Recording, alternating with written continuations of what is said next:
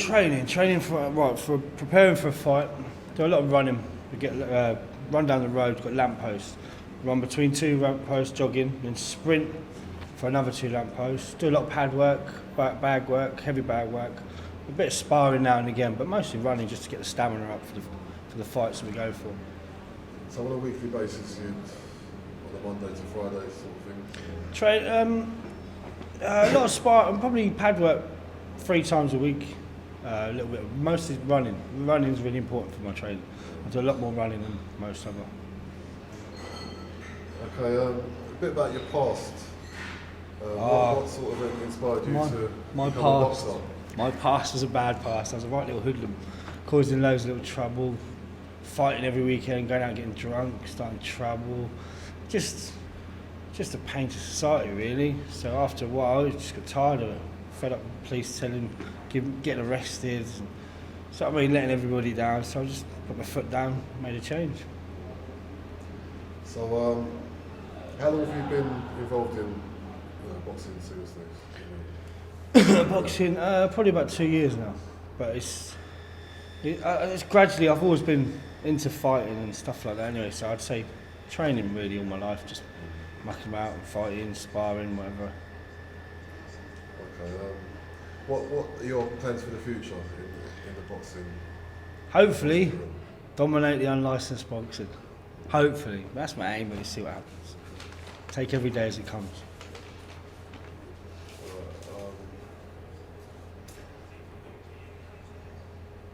What satisfaction do you get out of boxing?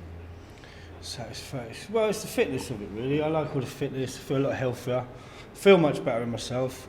And when it comes down to fighting, it's the adrenaline rush. I do like an old scrap, anyway. It's better than fighting out in the streets and getting into so much trouble. So put it in the ring when it's to use. What sort of stresses are involved in boxing, and how does it affect your family life? The family life side of it, drastic. You got a lot of stress with me and Mrs. We argue a lot because I'm always at the house training or doing other stuff. Children, I see the children as much as possible, obviously, but then again, you have more time spent with training, but you always make time for your family. But there's a lot of stress. Diets as well. Diet's a lot of stress for me. I love my food. I love my chicken burgers and junk food, but when I'm getting ready for a fight, all that goes out the window. Just healthy eating. So what sort of healthy eating do you? Healthy eating: tuna, pasta. Like the old grilled chicken. I'm pretty strict when it comes to the diets, when it comes to a fight. But when I'm not fighting, junk food, McDonald's, everything I can get hold of. But how did you get started in boxing? Well, I went to see a mate of mine fight. It was a friend of a friend. We went to see him fight. He didn't turn up, to tell you the truth. We went there, he didn't even turn up. But once I started watching it, I was just intrigued. I wanted to get involved, so I put my name down, took it from there, got a phone call. Next thing you know, it started.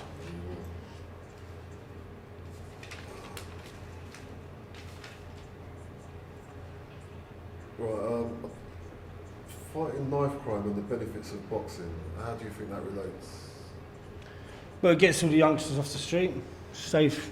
You channel yourself. If you're training for boxing, you channel yourself to your boxing. You know where you're going. You're going to push yourself to go that way.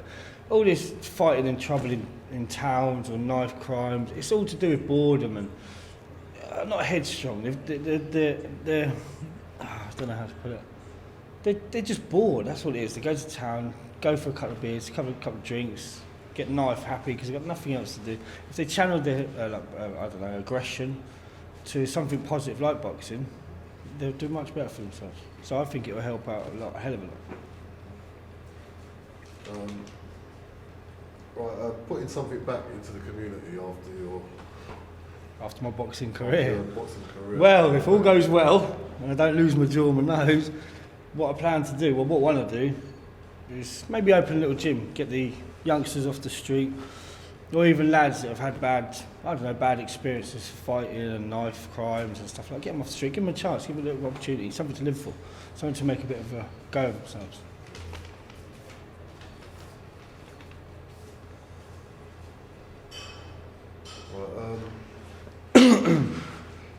You talking about any experiences that have happened on the way to your career of becoming a boxer?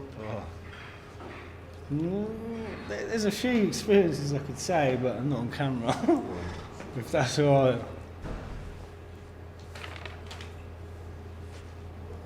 Can I throw in a question? Yeah. So how did you meet Teddy? So talk us through the first time you met Teddy and how he signed you up. First met Teddy when we went down to watch a friend of ours. We all went down there, all expecting to see him in his glory. He didn't show up. Hell knows what happened, but we went there, we saw it. After a couple of beers, you think you take on the world anyway. So there was signing my name up, my life away to do this unlicensed boxing. And I spoke to, Teddy approached us. We spoke to him. He signed us up, took our details.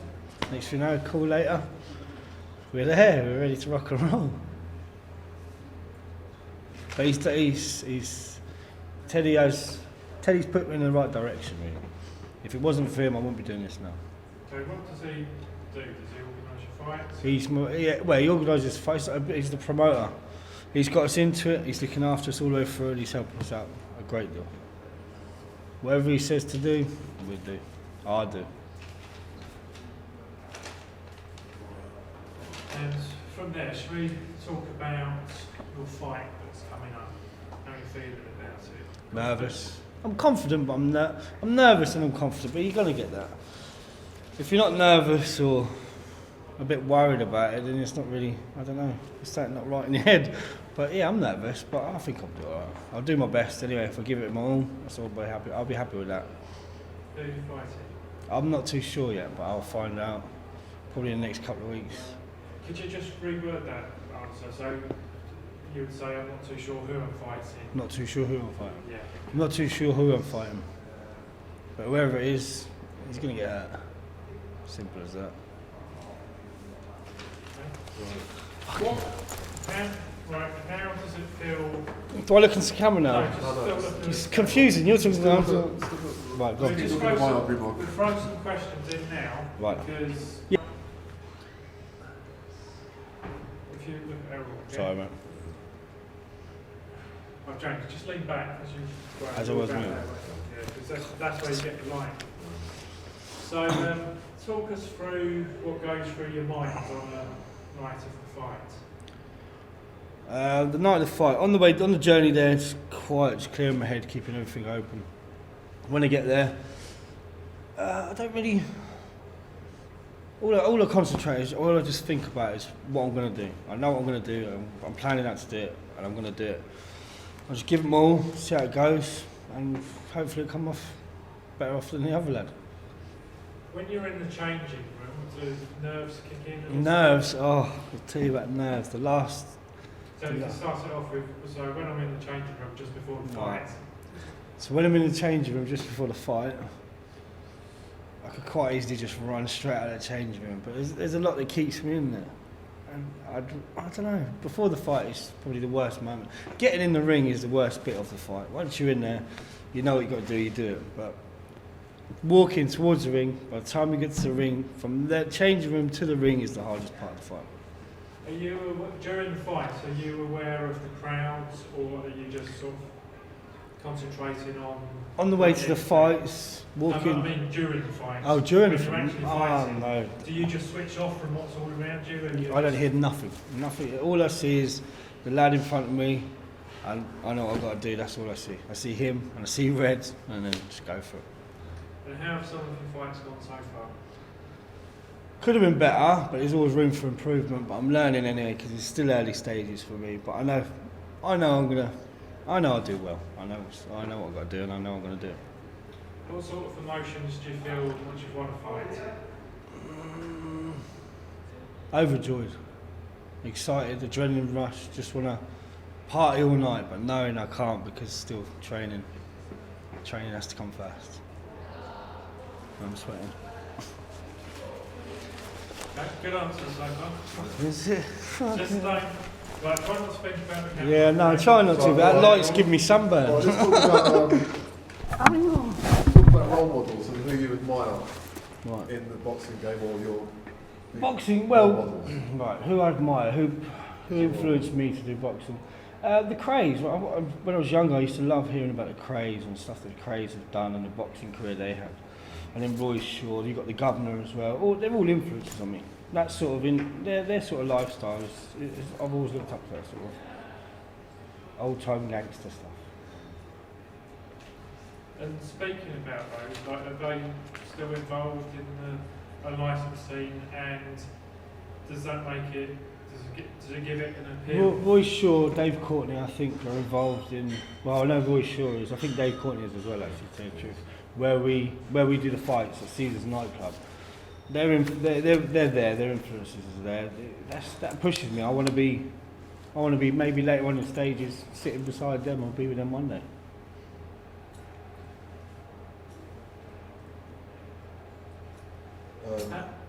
Sorry, Errol. Have you seen any unlicensed fights before? What, before my fight? Yeah. And if so, just tell us about like when you went to see the fights. The first time I see an unlicensed fight, as I said, when I first went to see a friend of a friend fight and he didn't turn up. The whole night we watched all the fights. I think there was about 12 or 13 fights, but every single fight I couldn't take my eyes off the fight. It was just, even watching it, was just I just wanted to jump in there and join in. It was exciting, really exciting. The adrenaline just kicked in even just watching.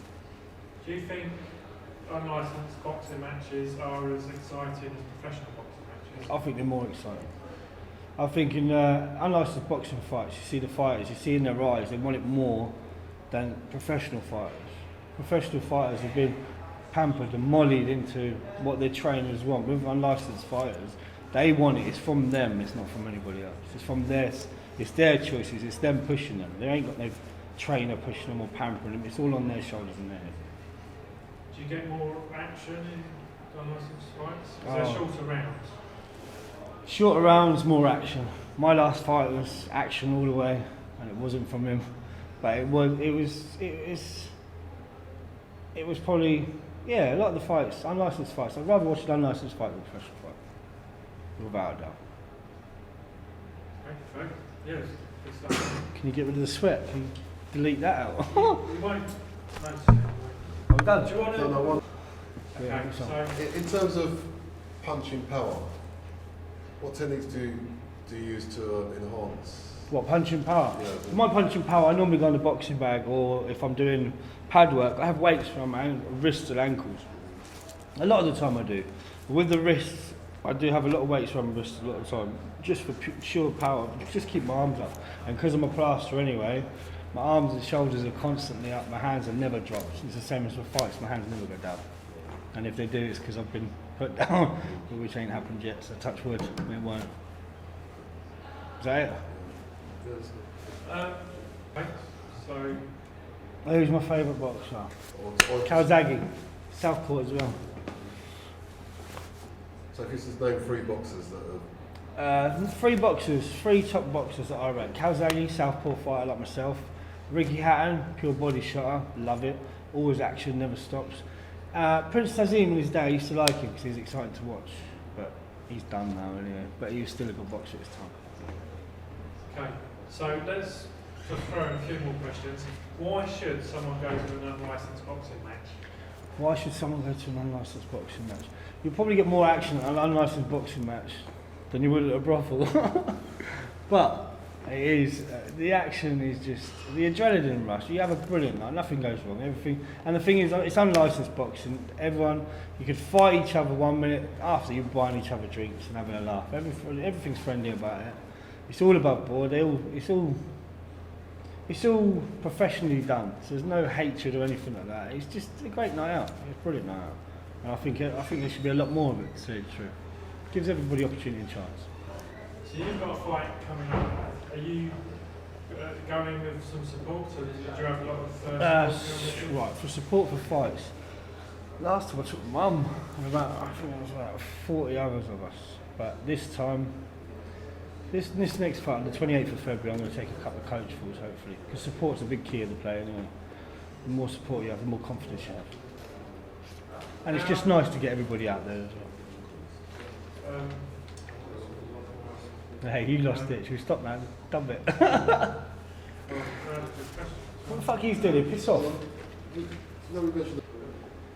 Right, family and boxing. My mum loves it. My mum knows from a very young age anyway, I was a bit of a pain in the arse when I was younger. always scrapping and getting into trouble anyway. So me channeling my anger and aggression towards fighting and boxing anyway. She's always said, I knew you'd be on TV sooner or later, whether it be Crime Watch or something else. So it's not Crime Watch. So cheers, Mum. But yeah, we're doing alright. She loves it. All my family love it. They're proud of me anyway. Better than getting into trouble on the streets. What qualities has boxing taught you? Discipline. Boxing's taught me a lot of discipline, respect for others. It's made me grow up a lot quicker than I should be a lot. Yeah, it's made me grow up. Just put my head in the right place instead of trying to be that little young 18, 19-year-old getting into trouble thinking I'm the man when really I'm not. But this is just channeling me to what I want to do and what I should be doing. Is there anything else you want to talk about? Not fucking really. Apart from where's my beer. Yeah.